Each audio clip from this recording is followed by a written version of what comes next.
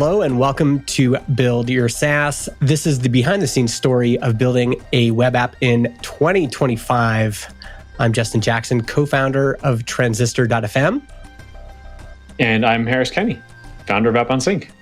Yes. Now, Harris and I have known each other for a while. Longtime listener of Build Your SaaS, right? Oh, yeah. And I wanted to have Harris on because he sent me an email with the subject line, I did it. I built my SaaS. And Harris has been sharing his story with me over the years. I know he's had multiple attempts. And I think what was exciting to me, Harris, is just, this is hard. Like doing this, building a SaaS, building a software as a service product, and getting it to profitability is really tough and usually takes multiple attempts, as we'll hear. So I wanted to have you on because I think your story will be encouraging to folks who are in it. Yeah, for sure. Well, I appreciate being on, man. I mean, yeah, I listened to the show for years. And I had a bunch of attempts and always kind of look up to you from afar. We almost met in person at Podcast Movement when it was in Denver, and we missed. Yeah, how did that? Because I was looking at that email too, and I was like, so you had emailed me like, oh, I'm going to go to Podcast Movement in Denver, and then we just never crossed paths. Well, I was only there for a little bit. It was when things were really crazy at that time. Okay. And so I just didn't have a lot of time. So I was like, okay, I want to go, and I'm like, I hope I'll catch Justin, check out the booths, but if I don't catch him. So I just like, it was like, well, what you've talked about for years of just like no margin. Like I've just been living a no margin life for a while. And so it was one of those situations where like I was late and I had to leave early and I hoped I caught you, but it just didn't. It was just too tight. But like there's a future with more margin where you're like, my friend's in town. I'm going to go do this thing. And like I have time to do that. And I just like haven't had that. Yeah. I mean, I think that's going to resonate with a lot of people.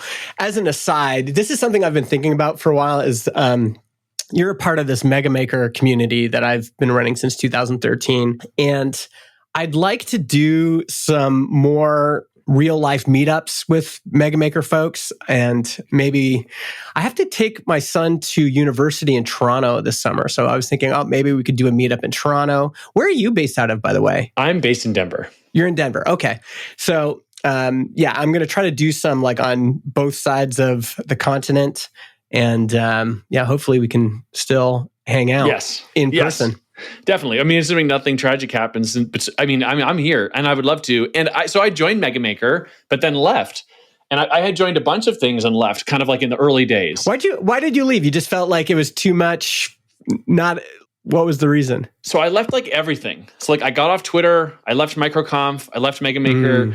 So I quit my job in 2019. Yeah. Let's go back to then. Okay. 2019, you quit your job. Quit my job. I had a bunch of bosses and my wife and I were thinking about starting a family and having kids. And I just like couldn't envision being able to do the things I would want to do as a husband and dad in these like work environments I'd had for the previous decade. Just because it was long hours or stress? Just not a lot of flexibility. It's like, and like, well, what if I like need to go to an appointment? And the boss that I had at the time it's like, well, we don't really want you here. It's like, well, yeah, but like, I can just like do this stuff later on my computer. Like it's not.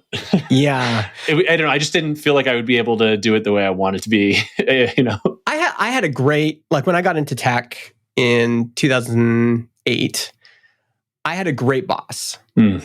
But even then, I remember there being some things that grated on me.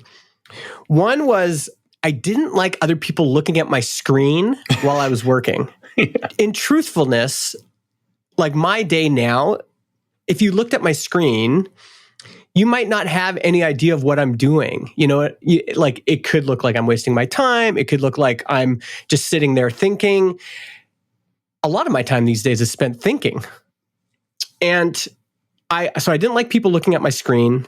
And my joke back then was if I kept Excel open on my screen all day, people would assume that I'm working and productive, but I could be doing absolutely nothing, right? Yeah. And then the second thing was it felt so, not humiliating, but to ask for time off always felt like this, like I had to prostrate myself in front of, like, can I please have some time off? And it just always felt like, why do I have to ask for permission? I want to be in a position where I don't have to ask for permission to, take some time off or whatever. Yeah. Well, do you remember Shawshank Redemption? You ever see that movie? Mm-hmm. Where like after they leave and they're out. Sorry, spoiler alert. Yeah, spoiler alert. It's like 20 years old, but spoiler alert if you haven't seen it yet. They have a hard time like going to the bathroom because they're so used to like asking for permission, and like when they're like, oh, God, it just like reminds me of that. And yeah, I mean, I felt like it just felt arbitrary. I mean, I was in a role where I was in that position, performance based. Part of it was like commission or performance kicker based on the team meeting its sales goals, but nobody else was. Yeah. So like I would need things. I would be like, hey, like, could we get this? Could I get, like, I just did a case study with a customer. Can I put it on the website somewhere? And the web team's like, yeah, we don't have like time for that. I'm like, okay, well, I need to be able to share it with people.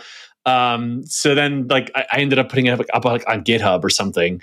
And then they linked the GitHub thing from the support center because the support team was willing to let me put it in there. And it was like, why is this so hard? Yeah. And it was like, hey, I want data about who we've sold to. And they were like, yeah, our system doesn't really, like, it's in there, but there's no UI. So I had done a little bit of SQL and database stuff in business school. So anyway, so I was just downloaded like dbeaver and I was doing my own SQL queries, doing all of this stuff when it's like, this is definitely the DNA of a entrepreneur. I think like there's that feeling of, it's not truly oppressive, but there's these corporate structures that can just feel like they're gating you in. And if you're a fast horse and you just want to run, this feeling of being gated in is such a frustrating feeling. Like good companies and good teams, I think, will reward that behavior, that kind of taking initiative and I'm going to make sure this happens, or here's a great suggestion, or like, let's do this. And I think kind of old oppressive teams will, they just kind of suffocate or suppress you, or make it harder for you to contribute in a meaningful way. That's how I felt. Yeah. Right. Like, I think that like the company was well run and profitable and doing well. And so I was like, this is probably a me thing. But I was like, look, I've had like a few jobs at this point. Like at some point, maybe I'm the problem here. And like, maybe I need to do the different thing, because it's like nothing that they were doing there was like obviously on its face. Like, how could you, how dare you? It was just like, grating. It just felt like suffocating. But it's like, but it made sense. Like, yeah, this isn't the web team's problem. It's not that big of a deal. Like, sorry, it's not a priority. But anyway. Oh yeah. I think this is the realization is, it's, if you're a fast horse and you want to run, there's just some structures that aren't going to work for you. And that's fine. Like if the boss or the team or the culture or the business model or the market just necessitates something else. Like if you really want a remote job, but the company is really a on-prem culture and you need to be there, well, you're just not the right fit for that place. Totally. And I think what drives a lot of founders is that feeling of, you know what, I'm never going to be really, I mean, we're never really satisfied at all, but I'm never going to like really be kind of in my zone of genius until I'm able to be doing this on my own. Like nothing will satisfy this itch until I'm in charge and I'm calling the shots and it's all reliant on me, but yeah. That's definitely it. Right. So I was like, okay. I said, if I can get a project for 50% of my income. So at the time we had our first house. Yeah. We had our first mortgage. But that was like, so I didn't need a W-2 to get approved for the mortgage. Yeah. So that's like, okay, that point. Big thing. Check. Yeah. Always get your mortgage before you quit your job. Yeah, definitely. Because you can always drive Uber, but they're not going to approve you if you're driving Uber. But there's like a difference between showing you're making money and actually being able to make the money, right? Yeah. I was like, okay, we have the house. My wife was finishing her PhD, and which was like itself a long journey. And I was supporting throughout, which happy to do, like more than happy to do, but just like kind of the financial realities of the situation. And we hadn't had kids yet. So it felt like, okay, this is the window. Yeah. If I can get half of my current pay in contracts or projects, I will quit my job. Mm-hmm. And I had built up a pretty good network from my previous jobs. I helped scale a 3D printer company from 2014 to 2019. We'd gone from 1.7 to $20 million in revenue as like a hardware manufacturer. It was really hard, but I learned a lot and I met a lot of people because it was a really high visibility thing. Mm-hmm. So anyway, that's a whole other story for another day. But I had this other job in the meantime and worked my network. I got my commitments basically. So I incorporated on April 1, 2019. I got my commitments. I quit my job May 1. And these were commitments for projects? Like these were clients? Go to market, client consulting, like, let me help you with your sales. Okay. So you emailed a bunch of people, said, hey, I'm looking to make the jump. I need some clients. Will you be my client? And you got commitments from enough of them that you felt like, okay, I could. And what did those commitments look like? Like there was just a pipeline of work? Like you had 6 months of work or? Let's do it. Like signed, closed, contract signed. Okay. We're going to start next week. So I was like, okay, I'll work weird hours. I'll make this work until I can get to 50%. Got it. So I waited till people were like, okay, we're going, we'll pay you kind of thing. And did you have a goal in mind? Like I need to get this number of people on retainer or? It was just half of my income. I forget exactly what my income was at the time. Yeah. But it was just half. I figured if I could get to half, then I could get the other half is what my guess was. And so I saw one contract. Basically one contract was enough, but it was only a 2-month contract. So I was like, okay, I've got 2 months of half my income. Yeah. Let's go. So I quit my job and I figured once I quit, I would, and I talked to some other kind of mentor type people at the time. And I thought like, once I quit, I'm going to unlock 40 hours a week of time. Yeah. And so like, I'll be able to do way, way more with that time. So, and that was right. By the end of June or by the end of May, by the time I got to June. So I was back to my old income within a month. Oh, wow. Yeah. So it was like, oh, okay. And it was just me in my house with one laptop. So it was like all profit margin with no expenses. And so it was a really good start. Yeah. But that drive, some people quit their job. They have all this extra time and they find it's actually the opposite. Without somebody driving them, without somebody pushing them, they don't have that relentlessness you need to go out and find clients. Yeah. And I think that's a good litmus test. It's like, once you have the time, do you have the drive? Like after I'd quit my job, there was times where, for example, course sales weren't like enough. And I was like, I got to go build some WordPress websites for people. And it's just this like dogged, relentless drive to say, I'm going to do whatever it takes. I'm going to email 100 people until I sell, 10 website contracts and I'm going to build them all and then, live to see another day. Yeah. I think the anticipation of that we would be starting our family. I mean, within a year or so, our daughter was born. And so I think that was I had this in my head of I've got to kind of get this thing off the ground because things are, so that to me was a big motive.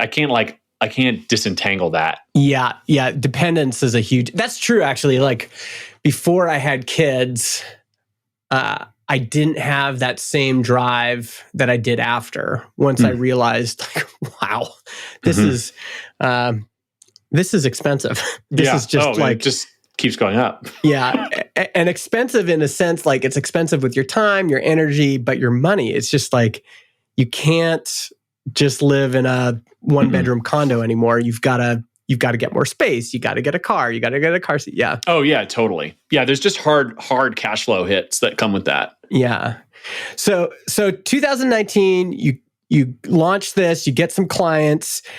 COVID hit in 2020. So yeah. What did that affect you at all or what? Yeah. So terrible timing. Just couldn't have done it worse in a lot everyone Why? Because it affected it poorly? It was just so stressful. And then we were expecting at the time. Yeah. So every time I got in the beginning, it was really unknown. And then especially because we were expecting during that time, it was really anxiety inducing. And I think the biggest thing I realized was what if I get sick? Yeah. So I have these clients and it's going well, but like, they're just really paying me to talk to them. Yeah. About stuff. Yeah. And like, we're getting some results definitely, but like a lot of this business is just like, I've been doing this I was working with a lot of hardware companies at the time. Mm-hmm. And so I just had a lot of like offhand things of like, oh, well, you should talk to this distributor. They would like totally pick that up. And like, I knew that because I had been doing it for 7 or 6 years. So that was like worth it for them. But I was like, what if I get sick and I can't take that call? Yeah. Like, are they going to keep paying me? Probably not. So it felt very fragile. And so this is when I started discovering, and I joined, I forget the exact date, but like I joined Mega Maker and I started listening to Build Your SaaS and Startups for the Rest of Us. And I joined MicroConf. Were you familiar with software as a service or web apps, or like, was that, you came from like a world where you're selling hardware? Yeah. I didn't have software background. I mean, I had done like ERP consulting in 2013 as an account executive. I mean, so no, I mean, I'd never worked for a SaaS company at all. I'd never worked for a company that had $1 in SaaS revenue. How did it even come on your radar? Like, how did you? I found Rob Walling's stuff first, and that tipped me off in SaaS. And then I found Build Your SaaS and Transistor. Okay, and then it just kind of like was like, because what I wanted was like to take care of my family and to build a good business. So then it's like, what kind of business? Mm-hmm. And so because of like the pressures of COVID and family, and like I'm in my late 30s right now, and I had like finished business school. I had, I think, very compressed learning cycles of like very quickly, like, this is a good idea, let's go. Okay, but it can be better. And just like, it's taken a long time to get here, but within this, there's been like really tight learning loops. And then it was like, oh, like, this is it. Like, I went out to work on my own because I want my own business, because I want to be present as a dad and provide my family. And like, this is the best way to do it. It is a SaaS. I need to figure out how to have a SaaS somehow. I mean, it doesn't seem that long if you think about it, it's been 6 years. So yeah, it's been 5 or 6 years since you even kind of realized what the SaaS market industry category, how it worked. So that's pretty compressed. Yeah, I mean, I guess in hindsight, yeah. It feels like a long time. It feels like a long time. But I mean, once my actual idea hit, it was like it took off really quickly. So it was a lot of tight, hard learning, and then but like having to maintain cash flow the whole time. There was no like, oh, I'm going to go on the sabbatical and think about it. It was like, I'm staying up late to try to figure out how to do this thing, because during the day I'm on client calls and stuff. I think what's interesting is that pull that you just described, I think, is quite common for people investigating, especially this space, because that was always the promise, is like, okay, what do I desire? Well, I don't want to work a job. Then you try consulting and you're like, okay, consulting works, but you have to keep this thing every sales cycle is you're starting from zero again. I mean, it's not really zero, but it's like, it can feel like that. Oh no, it definitely. Yeah. I mean, basically it is, unless you start developing IP and, you know. Yeah. I mean, I guess the reason I say it's not always from zero, because you still have your network, like you still have former clients you can go back to and say, hey, let's do another engagement or whatever. Yeah. But it can feel like you're always starting from zero. And then there's the stress of that and like delivering projects on time and, you know, and like even like having to wake up early. I had to wake up early and do calls with people in Sweden. So it was like I had to wake up at 4 a.m. or something. I was like, this is tough. And so then you search for, okay, what are some other options? And you're like, oh, recurring revenue. Like if I could just have, you know, instead of having to rebuild it every sales cycle, every month or every quarter, every month new stuff can come in, and then you go out and look for solutions, and it's like, oh, I could build a SaaS business. Exactly. So that's how I kind of landed on it. But then I'm like, okay, I got to learn about SaaS. So I join all these things, and I'm like super active on Twitter at the time, just like absorbing. And I feel like I was just in like, just constantly downloading little things and thinking about surfing and you know, all these analogies and the stair step method and but I think like in general, what I was feeling was like, okay, this is like too much learning. I need to be like doing now. I need to like start like testing ideas on like, where is this idea going to come from?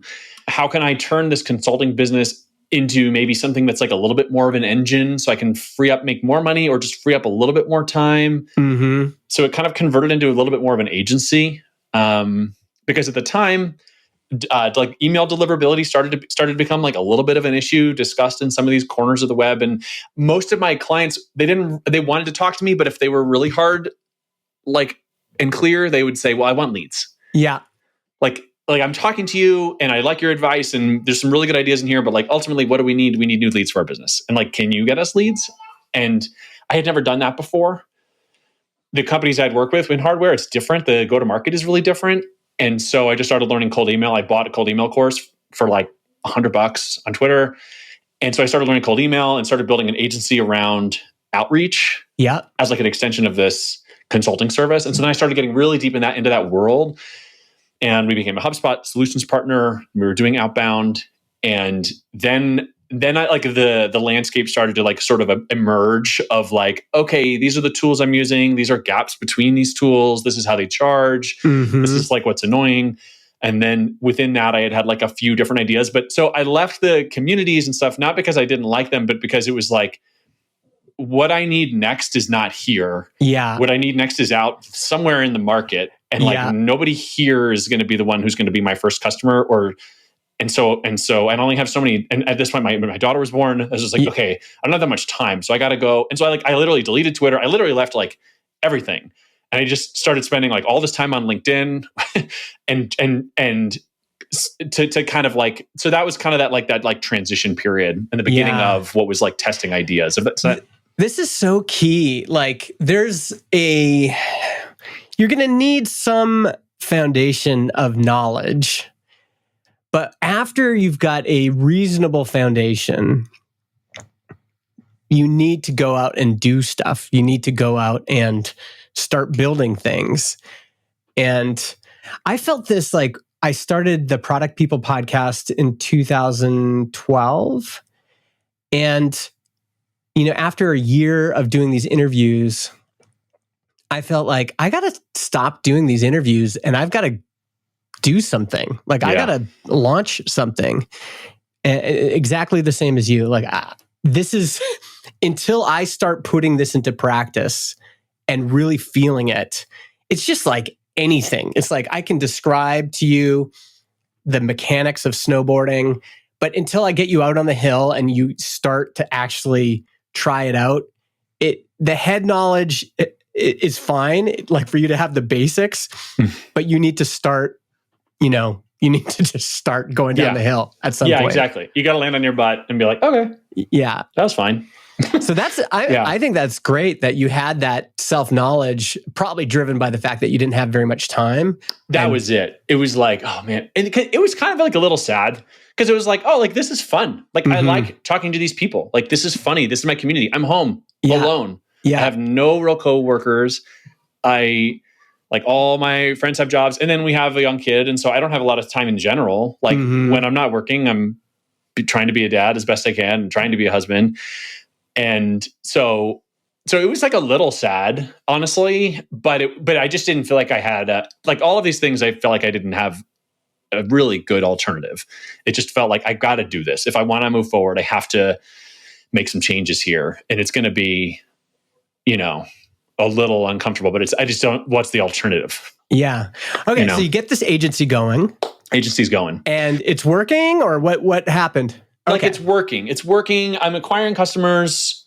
Like I'm starting to like feel what it's like to get on a wave a little bit. Mm-hmm. Because with my consulting, like I had this feeling of like, I've got these relationships, but like, I don't have that many relationships.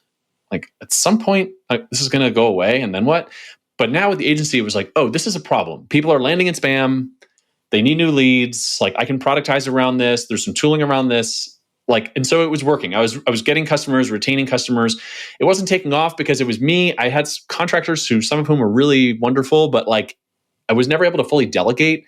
So it had these ebbs and flows as I tried to balance sales and delivery. Mm-hmm. Mm-hmm. But then, and this is like the worst, you're not supposed to do this. This is like the worst advice. I think maybe the lowest paying client I ever had in the history of my agency. I mean, I think I have to go back and check, but I mean, he was paying me almost nothing. Yeah.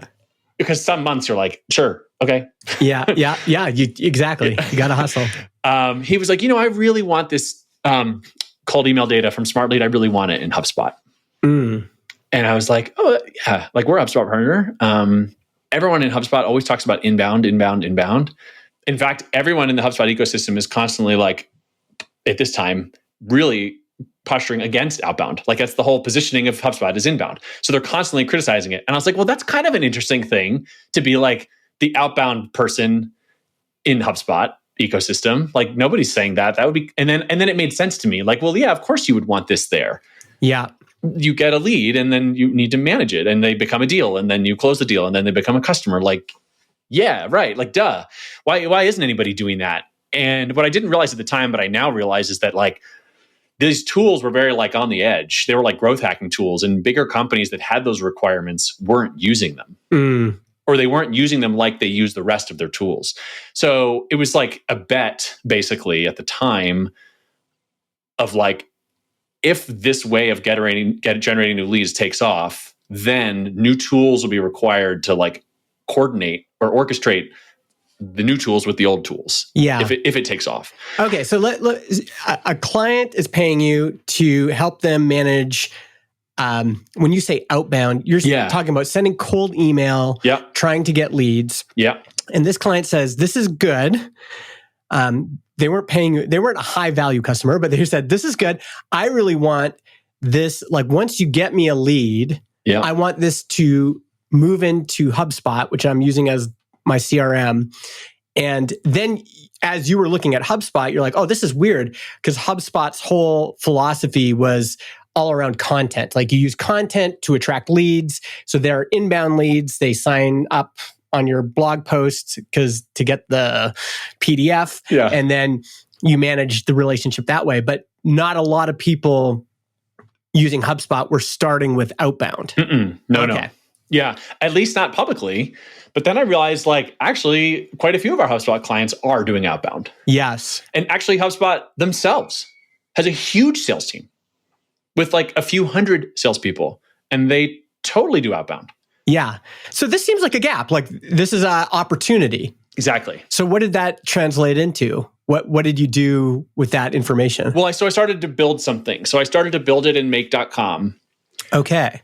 SmartLead had webhooks. And I thought, okay, well, I can take these webhook payloads, like as these events occur in SmartLead, an email is sent, a reply is received. As these happen, I can take those events, map them, and push them to HubSpot. Okay. I remember saying, like, how hard could it be? You know? Yeah. There's this quote: "We do things not because they're easy, but because we thought they would be easy." That's the entrepreneur's mantra. Yeah. So that was it. The pinboard. The pinboard guy said that. And I think about it. It's on my LinkedIn. I think about it all the time. I remember literally being like, "Oh yeah, like how hard could it be?" And I said that to him. And so this is May 2023. So okay. Did we miss a part here? Because you did try to build Intro CRM. Oh yes. So my agency was called Intro CRM. Yes. Okay. Sorry, I covered some of the. I skipped some of the SaaS stuff because it was never a SaaS. Okay. I tried doing Intro CRM as a SaaS, and my agency just became Intro CRM. But I never had a single paying customer. I built something in Bubble. Oh man, sorry, I forgot. I haven't thought about that in like a while. No, that's okay. Yeah. So, it was so bad I don't even remember it. My first SaaS idea was a CRM. Yes. So you were doing this agency, and then you're like, okay, I'm going to try to build some software. Yes, right. And then you built this tool called Intro CRM in Bubble, but it didn't really take off. It didn't really work. No, not at all. So it was like, my thought was like, I was using Basecamp. Oh man, sorry. Oh, I totally spaced on this chapter. That's so I was using Basecamp, and I was like, oh, Basecamp, they're discontinuing Highrise. Like there's no CRM like Basecamp, and they're not doing Highrise anymore. There should be a simple CRM for everybody that everybody can use. There's right? opportunity. And I mean, Highrise was, I think, doing, I don't know, 3 to 5 million a year or something like that. Like it was on Basecamp scale, it wasn't successful, quote unquote. But for most of us, that would be an amazing business. Exactly. And I thought like, okay. And I really looked up to Jason Fried and David Heinemeier Hansen. And part of my idea of like going from agency to SaaS was like exactly what they had done. So they were really influential in my mind at the time. I don't know. It's hard to know. when I'm being like self-critical, I would say, well, they were really running a design agency. They were really craftspeople, and what was I doing? But I think I'm probably being a little hard on myself. I think like I was doing hard stuff, and I think it ultimately has translated into a good product. And so it's like sometimes it's hard when you see these people from afar. You kind of it feels like unattainable of like, but they're just normal guys too, working hard and doing great things. But they're just people too. In hindsight, now I feel like I created too much distance in my mind between what they were to do and what I would be able to do, of like, oh, how could I ever do that? They're just humans too. I mean, they are very gifted in many ways, but earlier in my career, I applied for a job there and flew to Chicago and spent a day with the team. And that was my sense after that day was I had like kind of put them up on a pedestal. But then after spending a day with them, I'm like, oh, these are just human beings. Like they are, again, they are good at what they do. They're skilled. It wasn't like magical. It was just like, these are just people doing work and they've achieved something. And I think they would probably be like the first ones to say that, right? Yeah. Yeah, I think so too. They would be like, I mean, I don't think, they just they have a brand. They did it early. They've done it at an incredible scale. And I think, so yes. So Intro CRM was my first SaaS idea. I built it with Bubble myself. I got help from... So my first idea was an integration. I was like, okay, so there should be a CRM that integrates with Basecamp. Because I thought the first tool that people adopt is project management software. Because like you have a couple of clients and you don't need a CRM yet. So you start with a project management software like Trello or Basecamp, and then you start to get more clients, and then you realize, oh, I kind of have to manage these leads. I need a CRM. And so my thought was the first thing that should integrate should be a CRM, but the core system of record is actually the project management tool, and they kind of go back and forth. So that was my first idea. And so I had Lola, Lunch Pail Labs. She built the integration for me. We integrated with Trello and Basecamp, and oh gosh, I can't remember it now, but there was I think maybe a third project management tool that we integrated with, because I was working with all these founders and they were in project management tools all day. And I was like, oh yeah, like so they would maybe use this, and they're not using HubSpot because it's too bloated. Yeah. And there's too much to do. And so you tried to sell it to folks, but it just didn't work? I was like, well, so like we have this basic CRM and it comes with these services. Okay. And they were like, we just want to work with you. We don't want your CRM. Got it. So when you pitched people on it, they were like we just want the services part. Why do you think they didn't want the CRM? Like, what were they using instead? They just like didn't check it, didn't log into it. I had like an amazing client, and she was just very kind. And I felt like if anyone, she would have just like logged in just out of like curiosity and sympathy or pity. And even she had never logged in. So I was like, okay, this like nobody cares about this really. I think what's interesting about this is your hypothesis seems reasonable. And so then, there's different questions. Is it the way you're marketing it? Is it the way you're positioning it? Is it the actual product isn't solid? So those folks that weren't logging in, what were they doing instead? Like, what were they using instead of your CRM? Were they just using no CRM? Like there wasn't actually any movement there? Yeah, they would like use nothing, or they would use a Google Sheet, or they would just kind of manage it out of their inbox. I think there's like a version of this, but I don't think I have founder market fit to build it. It has to be like a product-led thing. It would have to be like you just drop in, and like now with AI and these AI native tools, I could imagine there being a CRM that connects with Gmail. And it's like, and if your business is small and simple enough, if it connects to your calendar and your inbox, it will maintain your data model for you and create little deals for you. I could actually see that today. Yeah. And that would be good enough for this kind of user. Because the problem is the entry, the like logging in, logging out, updating fields, like it just wasn't worth their time to do it. Like, yeah. And then when they got big enough, they hired somebody to do it. And then that person wanted a real tool, right? Yeah, and then they would... So you were in this kind of in-between... Intro CRM as a software product was like in an in-between state. And that was like not quite right. Yeah, it just didn't quite land. But I was right that people... like the core idea of like these things don't talk to each other, that is like a thread that has been true for a while. And like even back to the 3D printing company... and even back to the ERP consulting company, like partnerships has been like the thread of growth through like 15 years of my career through the companies that I've grown. Yeah. That is like a continuity thing. Like my idea of like these things don't talk to each other. That is now fundamentally what App Unsync is built on today. I think that is such a crucial observation. It doesn't mean your hypotheses will always be correct, but that alone is just true. And in an AI world, I feel like that's more true than ever. Mm-hmm. Like everybody's typing into ChatGPT and Claude, but there's still not a lot of glue between, like Claude could tell you to go do something, but then there's this chasm that you've got to jump over. You're the one that's got to go do what it just told you to do. Yeah. And there's going to be more and more glue needed between these things. Yes. And I think there's going to be a lot of opportunity just in that. Even, like Zapier integrations break all the time, or they're not quite right, or there's just all of these holes, all of these little opportunities, all of these little friction points where it's like, another one I've observed is if you go to a retail store, I would ask owners about what they were doing, and they're still entering inventory manually. Mm-hmm. And you'd think, oh man, like there's a barcode on every product they get in. And you'd think that the supplier or the distributor could just send them some sort of JSON, some sort of data that would just populate their point of sale system. But still in 2025 and still with modern point of sales like Square, they're still entering data in manually. And again, maybe there's not enough money there or friction, like the economics of all that, of the opportunity might not be there, but the thread is correct. Yeah. And I think you've identified, like there's still so much manual data entry right now. There's lots of opportunities here if you're like looking. I think so, absolutely. And here's the thing. So someone would say, well, yeah, of course you got to enter this thing into Claude, and then you got to go to the other thing. Well, that's where MCP servers come in. And that's why, agentic workflows are so exciting. Yeah. I mean, ask any developer, hey, tomorrow I'm going to publish our database schema. Nothing will be lost, no security issues. I'm just going to publish it and post it online. And would you be proud of that?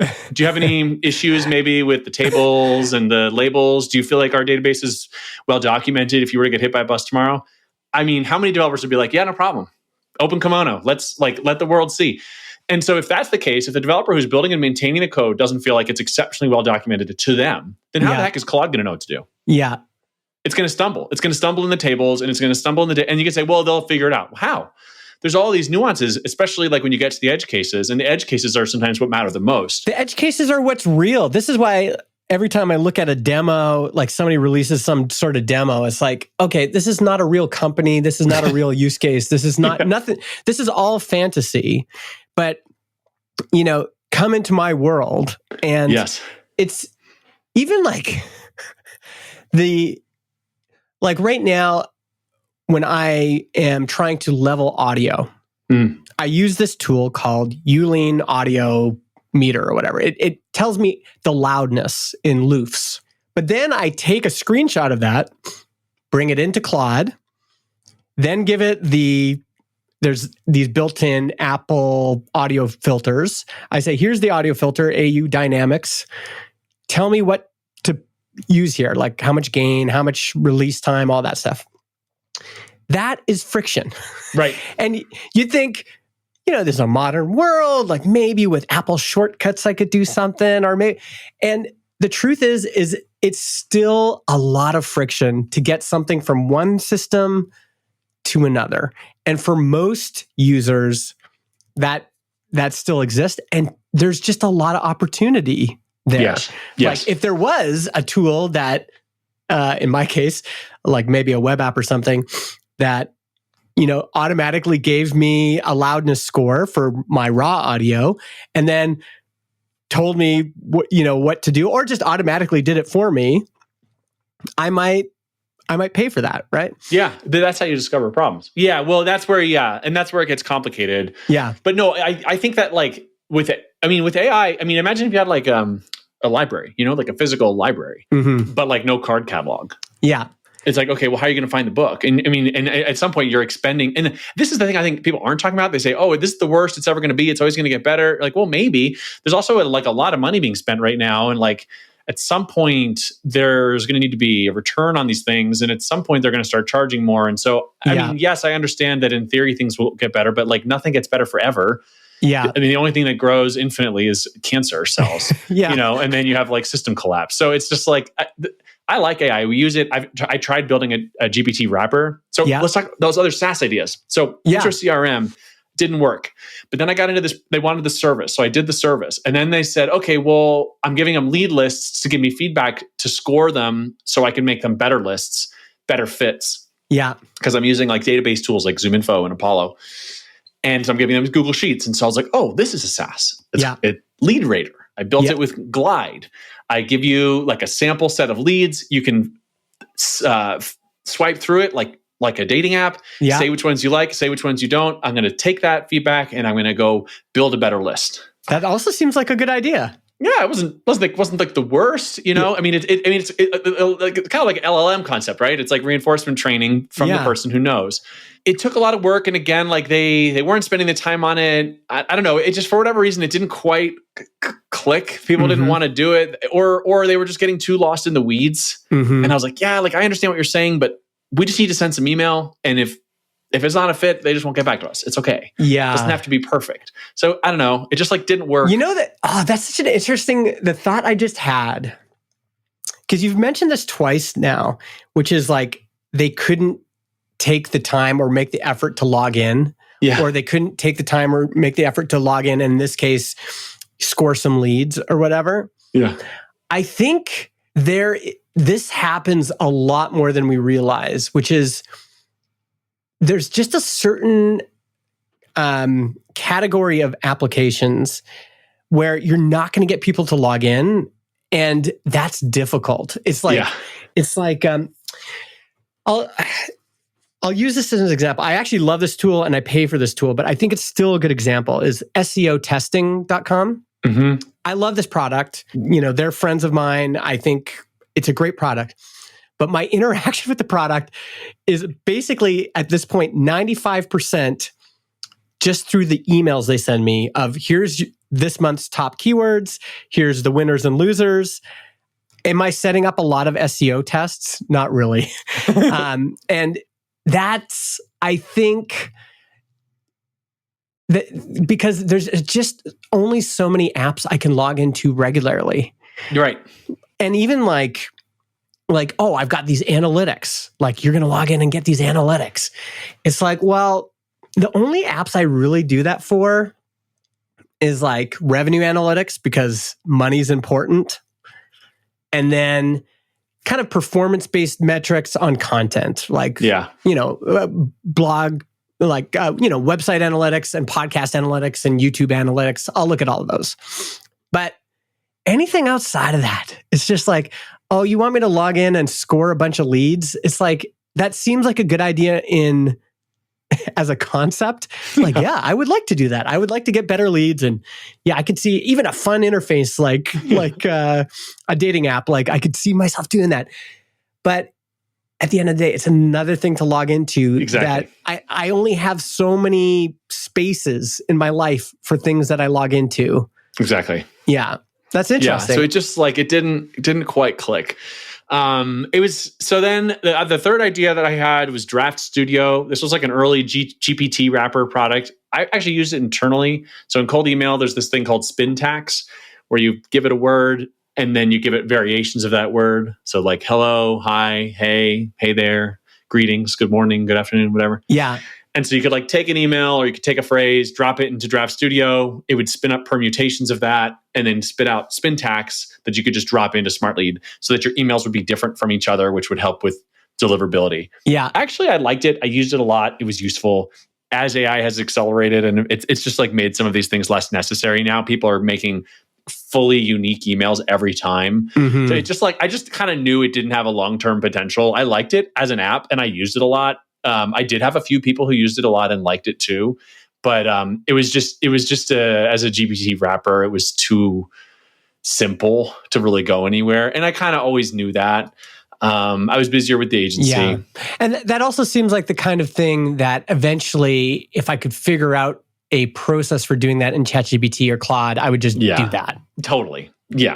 So like that, but it was okay. But it was technically a SaaS. I built it in Glide. I thought about charging for it. And then so that all of those things happened between like when Intro CRM, I registered that domain in 2020. Yeah. And then I started building Up on Sync in May 2023. Okay. So that was Up on Sync was my fourth idea.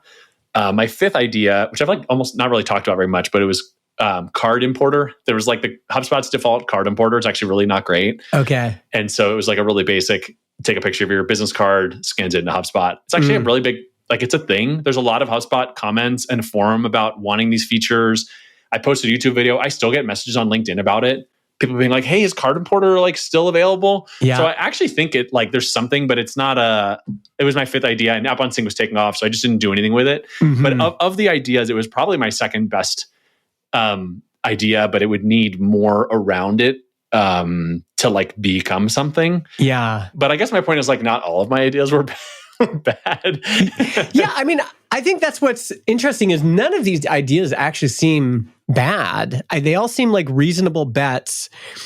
And it's kind of like you can follow all of the advice for looking for business ideas. Like you go into the forums and what are people commenting about? You had consulting clients and you're listening to their pains and their friction. And that's all a part of it. And basically you're doing all of that work, which by the way, I think like 90% of people don't do that work, but it's that work that sets you up for some good at-bats. Yeah. And I think the truth is like, you look at professional baseball players. These are people who have trained their entire lives to hit baseballs. And they have a hard time hitting baseballs. Totally. Right? So you can do all of the foundational work, but their chances, their odds of hitting a baseball are much higher than mine are, right? Totally. So all of that foundational work matters. You've got to do all that work to get up to the plate and have a reasonable shot at hitting the ball. And then even then, you might hit it, you might foul, you might walk, you might just get a line drive, you might get a home run. Like those are all opportunities. Those are all, potential outcomes. But it's still like a lot of players get up to bat and they strike out. Right. And they're good players. Well, what's the number? It's like if you bat 300, you're in the Hall of Fame or what, there's something like that. Yeah. I mean, I'm actually not a baseball fan. Yeah. I'm not either, but I know there's some number where it's like not that many. And if you actually hit that many, you're like one of the best of all time kind of thing. Yeah. I mean, this is the whole point. I think this is why sports is in some ways, sports is a bad metaphor for business because sports really is zero sum and business there's more opportunities. Like there can be multiple CRM software providers, and you could still win. Totally. So but I think what's instructive about your story and my story, and really almost everybody I know, almost very few people get up to bat and hit a line drive or a home run their first at bat. And I also see there's in entrepreneurship. There are a ton of people who have not done the foundational work. They don't have clients that they're observing and getting, like seeing where their pain points are, seeing where the gaps are, seeing where the opportunities are. They're not looking at the forums. They're not exploring and evaluating ideas in this way. They don't have a network. They don't have any skills. And so, what is the success rate of any given entrepreneur stepping up to bat? Well, it's nearly zero because there's an infinite number of people who want to do it. But like I said, I think 95% of them aren't even doing the basic foundational work to even have a chance of hitting a baseball. Definitely. You do the basic foundational work to give yourself a chance. And then after that, it's like, we'll see what happens. Definitely. I'll hit this one. Okay. I barely got on base. Yeah. Well, it's like the harder I work, the luckier I get, right? Yeah. It's like, I definitely think this was like a lot of work. But so because of all this, when Outbound Sync, like when I did that and I started talking about it to people, it was like, Sync is the idea that you're working on right now. This is the one that worked. Yes. I've been doing this for 2 years. It's profitable. We've got 3 people on the team. We've been growing 10 to 20% every month, literally since October 2023. But there were things that were happening with it where I was like, this has never happened before. Okay. So this is different. Let's explore that. So you went through these other ideas. All of them are like, maybe you get on base, but it's not really, or maybe you don't even get on base. Yeah. And then maybe you buy a domain. Yeah, maybe buy a domain. So what was the genesis of Outbound Sync? What was the observation that you're like, this is worth doing? So, so I had that client, he said he wanted them to talk to each other. I said, okay, sounds interesting. Built out a basic version of it. And then I started posting about it on LinkedIn because LinkedIn's my only water cooler at this point. Okay. Because I figured like the people who, if I'm going to build something based on the space that I'm in, they're going to be there. Yeah. Probably. So I start posting about it there. I post about it in some WhatsApp groups and I get some people biting. So in Outbound, a lot of people are in WhatsApp groups, just by the way. I don't know why. It's very international, like very, there are some biases, but in general, it's pretty meritocratic. Like I've got a lot of people who I talk with who are like, I don't know their name, I don't know their face, I don't know anything about them, but like they're in these groups and they're kind of like anonymous, like hacker chat, kind of growth hacker chats. How did you get in those WhatsApp groups? That's a good question. When I was running my agency, that's when I got exposure to some of those chats and like other agency owners are in some of those groups. Okay. And they'd say, hey, you might want to join this group. Yeah. Hey, exactly. And like one of them, like they had like just like they were promoting it to like, hey, join my group. And there's no cost or anything like that. Just kind of join the group, share best practices. There's kind of like a guild, there's like, it's kind of like there's honor among thieves. Mm-hmm. The best Outbound people like all know each other and they all talk and they all share notes and they don't consider themselves as really direct competitors in a traditional way. Yeah. It's very interesting. It's very unusual.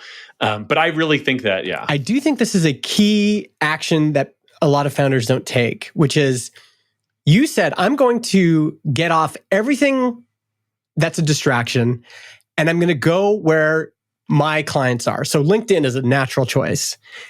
And then you're also getting in these WhatsApp groups. Yeah. And I think when you're thinking about where to invest your time, I don't think people realize that in a given industry or category, this is why I think actual participants in a given industry or category have such an advantage over somebody who's just flying in because it looks like a good business opportunity, is you have to be simmering in that community. You have to be soaking in it. You have to be in the water every day. And there are just things you can't experience. And they're really subtle unless you have this constant drip of being in a WhatsApp group every day and seeing what people are talking about, and you're building those relationships and you're making these subconscious observations. Yes, right. Unless you're doing that, like, I think it's pretty hard. I think it's hard to build a podcast hosting application if you're not a podcaster. There's just something about knowing the pain, about knowing lots of other podcasters that are trying to do it too, of knowing what it's like to conceptualize a show and then record into a shitty mic and then, try to publish it and then be listening to it and hearing background noise and like cringing and that whole process.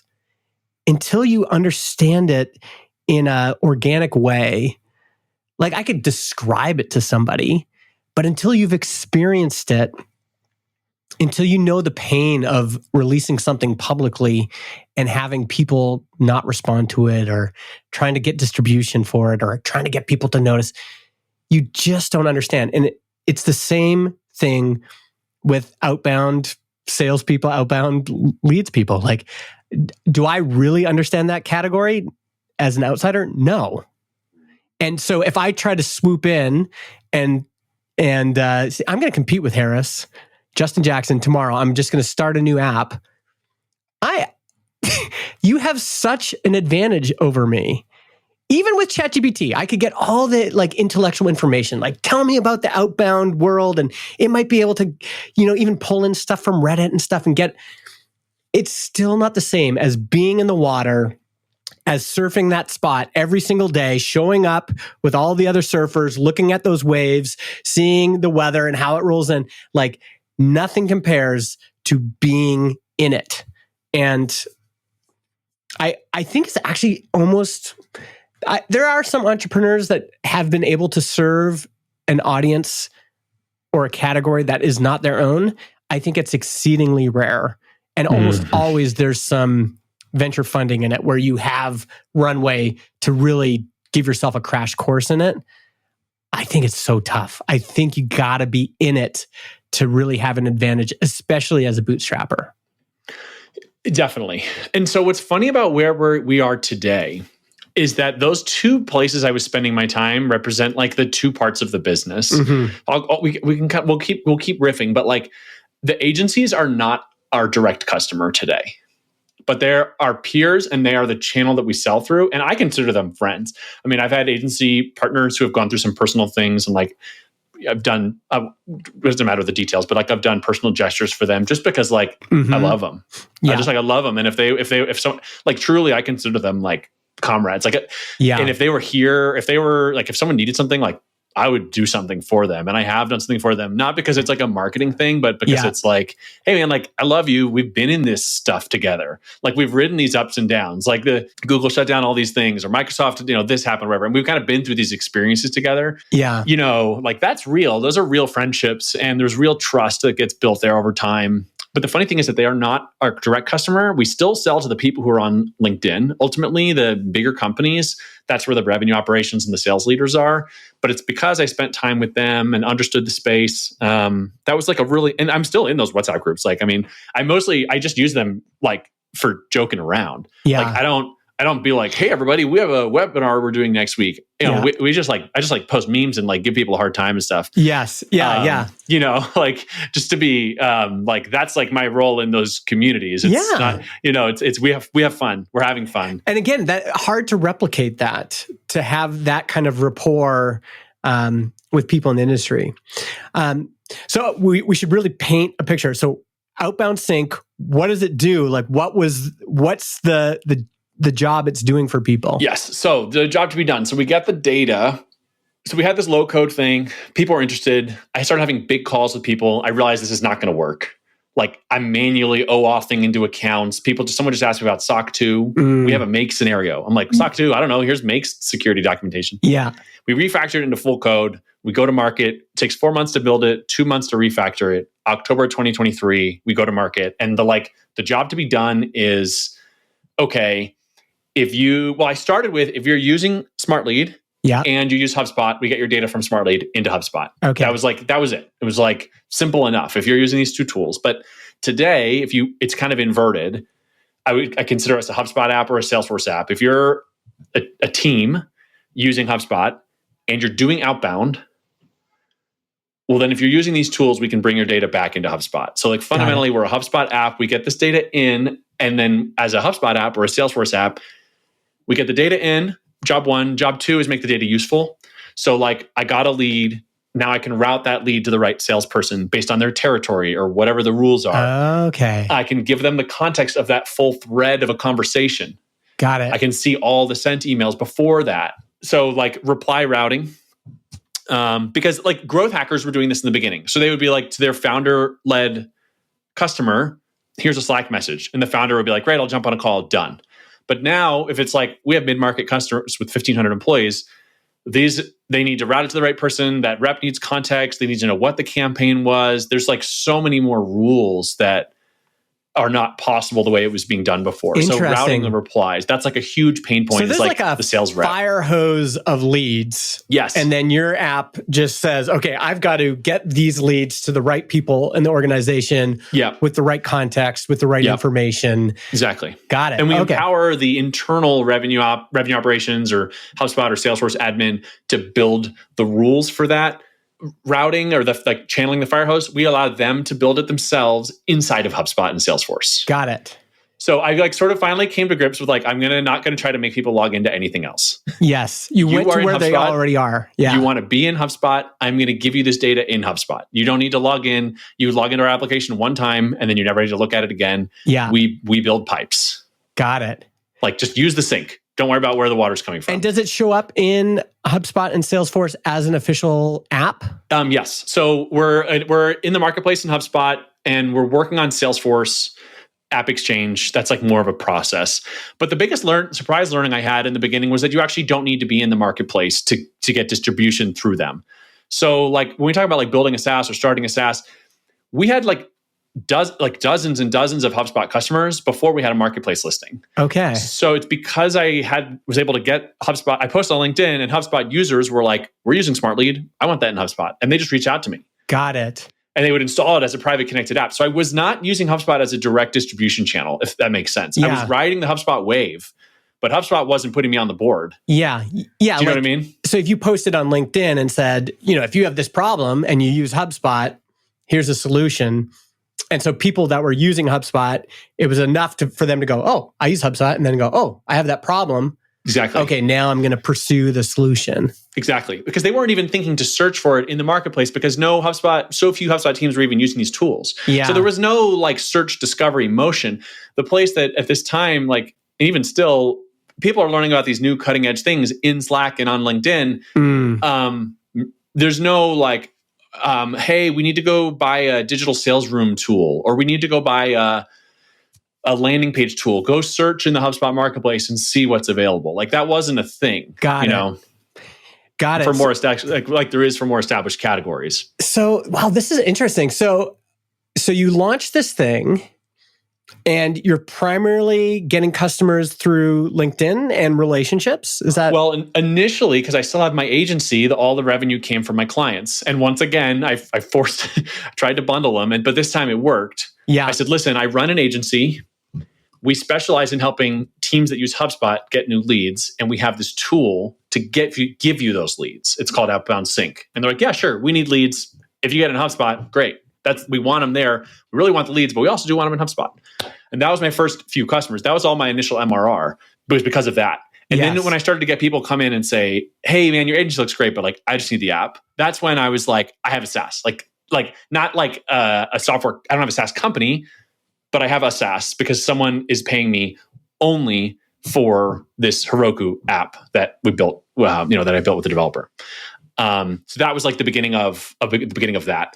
And so we were only selling direct for a while. So people would find us directly. And then eventually I wound down my agency and then it was like all software revenue after that. Yeah. And you shared your graph with me. Yeah. It's pretty like, it's like 10, 15% a month, you'd say, in terms of growth. Let me see if I can share one. We're not like doing the build in public thing with numbers, but I can share my screen without the numbers. Sure, yeah. There's a little share button down there. You should be able to use that. Yeah, so this is like the transition. I've not talked about this with anybody anywhere yet. Nobody's asked. This is the journey from services revenue to software. So purple is my services or consulting revenue, and green is my SaaS. This is gross top line, money made. And so if you're just listening, I mean, it's pretty much a crossfade. I mean, you can describe it probably better than me, but yeah, I mean, this has been the journey. Yeah. On one hand, so starting in 2023, most of your revenue is consulting. And then you see around, I guess this would be just at the end of 2023, you start to get software revenue. And then the software revenue just grows every single month.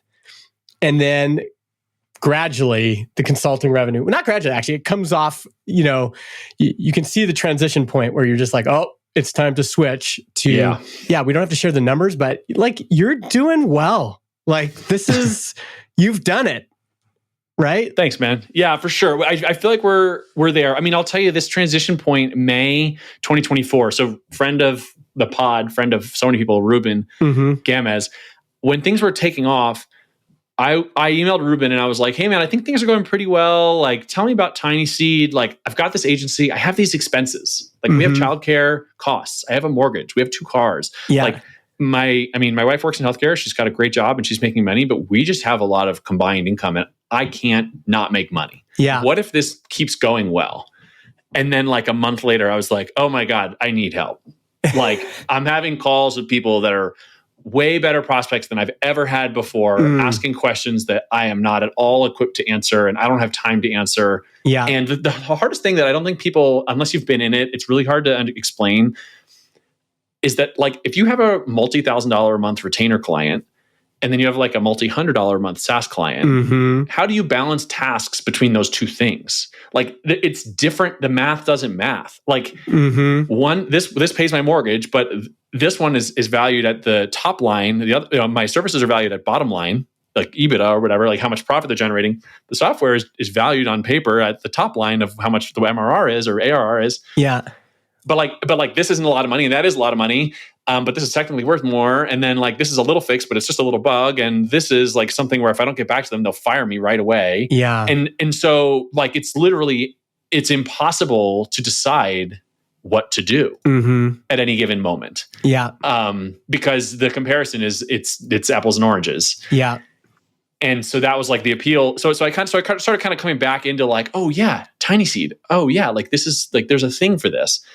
And so we ended up throwing our hat in and getting into Tinyseed. And I made the decision to shut down my agency, even though at the time my SaaS revenue was 20% of what my services revenue was. Yeah. I felt like the momentum was just like sort of undeniable, but I needed a bridge. Yeah. I couldn't get it to grow fast enough to pay my bills. And I didn't know what I was doing. I had never gotten this level of success before. And so I didn't know how to like the learning I had done in the beginning, it got me here. And then all of a sudden I like slammed into a ceiling of like, I don't know what to do. I don't even know who to ask for help. Yeah. I don't know, like, what should I be prioritizing right now? And so for us, like that was like a godsend of like, okay, this will allow me to bridge the gap. Yeah. And then hopefully it works. If it doesn't work, that's really stressful because I just shut down this thing that has been paying my bills since 2019 and has been my lifeline. And now I'm committing to this. I switched. I mean, this is like a little detail, but it was an LLC. So I was able to do owner draws and it was very tax advantaged. And now I'm switching to a C Corp where I can't pull money out of the business. And like, I can't I don't have the flexibility that I had before. So all of a sudden it was like, this business has to work. And so it was a really, but it felt like, again, like I didn't have a choice. Like it felt like this is so obviously a better choice that even though it's a hard one, it's the right one. And so that turned out to be the case, I think. I've never heard anyone describe using Tinyseed as a bridge before. So you've got this like clear momentum with the SaaS. It's growing month over month. But in order to transition from consulting to this new thing, you need something to bridge the gap. And it sounds like in your case, that was both money, but also just having more people in your court that could help you, could help strategize, could help make decisions. Both, definitely. Yeah. Did you use the money for hiring, or was it just as runway for yourself? Yeah, all three. So I used it a little bit, runway for myself. I brought on CSM.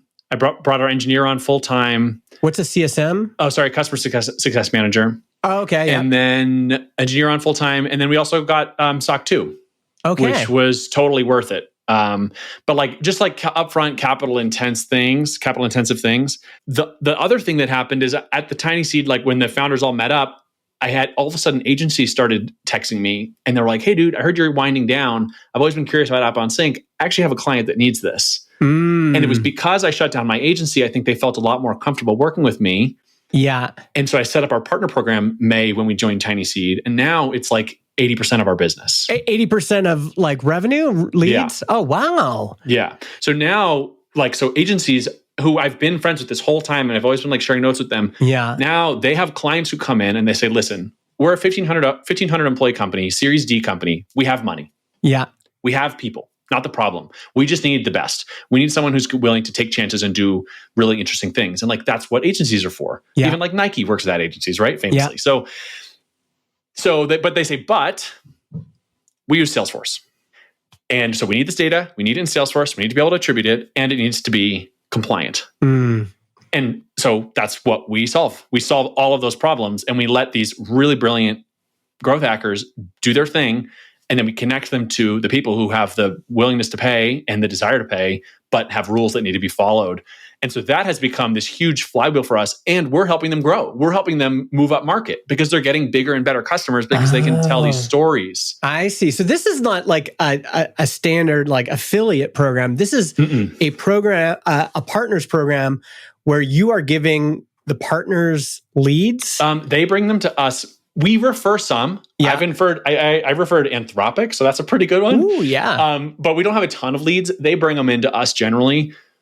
But what we bring is we bring the tool, and then we bring a lot of support. So we set up a Slack Connect channel with them and with their customer, and our CSM is in there. And so our customer success manager is in there. So if they have CRM questions, if they need to get in the weeds, like we say, hey, we will help think through this with your customer so that you can do the thing that you're good at. You are not a Salesforce admin. Yes, got it. You understand how to sift through signals and how to get the right people. We'll make sure that it's a lead in Salesforce with the right fields populated, created at the right time, signed to the right person, kind of thing. So for your partners, you are enabling a whole new category of business for them. Yes. And giving them a superpower. When they have a new client, they're like, oh, wow, I can use Outbound Sync for this. Outbound Sync is going to provide me with all the support and the tooling to do this job that might be too big for them to do normally or whatever. Yeah. It's just hard. It is a software required. The only way to do this is with software. Yeah. The funny thing is that these people are like, they have their own like dev resources. Typically they have tons of really sophisticated internal tooling. It's just like hard enough and enough of a headache that there's enough of an opportunity for us to build something. Yeah. For them to outsource it to you. And they're happy to, by the way. Like I've had people tell me like, dude, I've got a bunch of vendors where I'm spending a bunch of money. Outbound Sync is the only one that I don't even feel like negotiating with you because I don't ever want to think about Salesforce. I mean, that's a great signal. Yeah. I mean, that's the whole beauty about SaaS is you're basically socializing the cost of software, but also support across thousands of customers. Exactly. And so, I'm looking at your pricing right now. It starts at $99 and it goes up from there, $249, $499, and then enterprise. So that's a pretty good deal.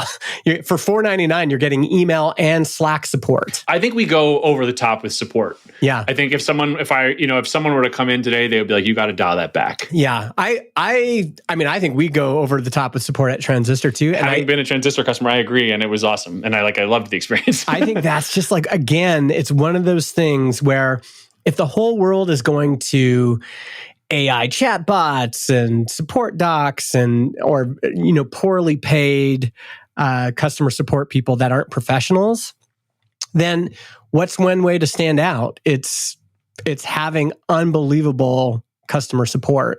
And it takes less people than, to support 36,000 users on Transistor, which is probably, 8,000 paying accounts. That's 2 full-time people to do that. So it's an investment, but it's less people than you might think to do that work. Well, and people remember, and then you get better feedback. The AI support thing, I've had such negative experiences with that. And the thing is, like, because we have ears to the ground, like we're able to ship better features. And it's, I don't know. Oh, yeah. To me, that's the other thing is that, AI might answer people's questions and then it might give you analytics on the most, but it can't see the subtext. It can't observe things. It can't make notes and say, oh man, like I can really dig in here and see what's motivating this customer and then also what's causing their problem. And those are opportunities. And if your job as an entrepreneur or a founder is to correctly identify opportunities, like that's your whole job. And it's like, what are the resources I use to do that? Well, part of it is these back channels, these WhatsApp groups and Slack channels and all that stuff. Part of it is me having an audience on LinkedIn and watching what's going on there. And a big part of it is observing real customers. And instead of just answering their question and moving on, just taking a break and pause. Hey, let me dig into this with you a bit. Like, can we jump on a call and talk about that? Can I just ask you some more questions? Very few people are willing to ask one follow-up question. I think we need to be asking 2 or 3 or 4 follow-up questions. That's where you kind of really dig into things. And the, AI just wants to move on. Right. And resolved. Anything else? Yeah. And our propensity as humans is to want to move on. But the founder's job is to say, let's slow this down. Hey, tell me more about that. Like, what's going on there? What are you using right now? Okay. And is there, like, you're paying for that? Okay. Is it working for you? What's working? What's not? That's the magic right there. Yeah. I mean, I totally agree. So yeah, I mean, for us, that's super important. And we're in this funny spot where like all the time people are like, why can't I just do this with Zapier? I think it's like a really good bootstrap business opportunity. I don't think it's a venture scale business, but it's like Tinyseed was willing to take a chance on it. And like I needed that bridge. And there's just no way I could have done it otherwise. I mean, those like couple months where I was doing both was by far the hardest period of the last 6 years. By far. I mean, I remember I was on a call with a guy, he was in Poland. We were on a call at 3 a.m. Yeah. He's like, dude, what time is it? I'm like, oh, it doesn't matter. Like, can you just tell me if this is working yet? Yeah. Like it was excruciatingly painful. You know, we went through some family medical stuff in between, which I don't really talk about publicly, but it was extraordinarily difficult. And we've like subsequently had a second child. And so it's like life just is happening while all of this is happening too. But yeah, there's a lot of reasons why this is like a weirdly cool opportunity. We're sitting between a few things. There's a lot of reasons why people think like Zapier could do it or Make could do it, or couldn't I just do that with ChatGPT? But because we're listening to customers and we're finding these weird little problems, like I'm on a demo call and I show someone like, oh, and like you can do this in Salesforce. They're like, oh, that's okay. That's it. But like you wouldn't know unless we talked to like 50 other Salesforce people, and we built that one tiny little feature where it's like it's not documented anywhere, but it's just how that part of Salesforce works. And if you talk to someone who knows, then you know. And if you don't, then you won't build it. And being able to observe their reactions and everything. Yeah. So everything you're telling me, Harris, just reminds me of this article by Rob Snyder called How Loom Found Pull. And the idea is that you want, instead of like pushing a solution all the time, you want where there's just natural pull. People are naturally being pulled towards your solution. And he has this pull hypothesis that I think is so great. It goes, what are we designing for? And number one criteria, there's a project on their to-do list. Number two criteria, that is unavoidable right now. So there's a project on their to-do list and it's unavoidable. They need to deal with it. Number three, they consider a list of options to get it done. So, okay, we got a problem. We need to get it done now. Here's our list of options. We're going through this right now with Transistor because we're trying to find an HLS video streaming hosting solution. So we're going through a list of providers, but they think their options have serious limitations. And I think we've all experienced this, right? Like, here's something. So this is a pull hypothesis. And they go through Loom's whole company story. And their first one was open test. Didn't work. Great hypothesis. Just like you had, I think, some really good early hypotheses. Didn't work. Then they go to the second one. Here's the second one. Open test is the product version 2. That didn't work. Okay, now we're going to create a product called Open Vid. And they're getting closer and closer. And then finally, they get to Loom, which is, this very successful video recording and sharing tool, which was acquired by Jira for $975 million. And what I like about this story and your story, I see it mirrored in both, is that Rob asks the question, like, was that original hypothesis wrong? Maybe not, because there's actually some other companies that release products exactly with that hypothesis, and it worked. So there's a mix of success factors, timing, and maybe the skill of the founder or the connections or the product approach or whatever. Any given hypothesis can work, but all you can do as an entrepreneur is keep iterating and keep trying to find the thing that's going to work for you, work for your customers, work in your world. And it just seems like you went through this exact journey. Multiple. Yeah, I mean, if you scroll up that thing, I mean, this totally mirrors. So like today, like I had this week, we've been like recently we changed our pricing, and since we changed our pricing I changed our pricing in like late April after I went to MicroConf, and I listened to Marcos Rivera it's called like street pricing. Yeah. I listened to his microconf talk literally 5 times, and then plus all the other random stuff. Okay. And I think we've like since then conversations have been going even better. So it's like for us, like who are we designing for? It's revenue teams using HubSpot and Salesforce. Yeah. So they typically have multiple salespeople, and they're running this like outbound motion. They need to connect. There's a project on their list. Literally, someone said, both people, my sales calls this morning, both said, I have it on my list to figure out how to get these 2 things to talk to each other. Yeah. It's unavoidable because they're spending, the agency is the secret sauce for us, because when they're really serious, they hire an agency. And so there's like, we're spending a lot of money on this really good agency. So we need results and we need to attract what's happening. That's the like secret to why it's working so well, is because they're committed to the outcome versus internal teams like play around with outbound, but like varying results, and there's no urgency. Yeah. So it's like they're shipping campaigns next week. We've got to get everything connected or whatever. They look at Zapier or Make or N8N or building it themselves, or not integrating them is like always an option. And then ultimately some of those teams decide that outbound sync is going to help them get the data the way they need it. Yeah. So, I mean, I don't know. I mean, maybe there's a way to like kind of forcibly shoehorn this into any story, but I do feel like as I go through this, it feels like we have a version of this today. And I think this is the point, is that if you can't honestly and realistically and reasonably fill out this hypotheses worksheet, already that's a no-go.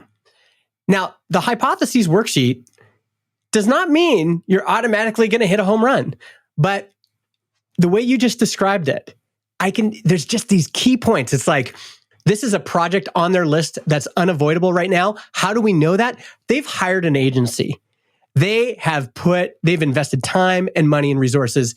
This is like everything in a business. Like, John and I have been struggling with sales tax forever, if you've listened to this podcast. And it's been on our list forever. And then it reaches a boiling point where it's unavoidable. We've got to deal with this right now.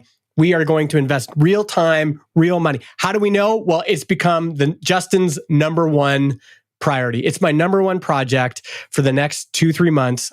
We are going to get this done. And in our case, we hired somebody, a contractor, to help us. Just like I was meeting with them every week.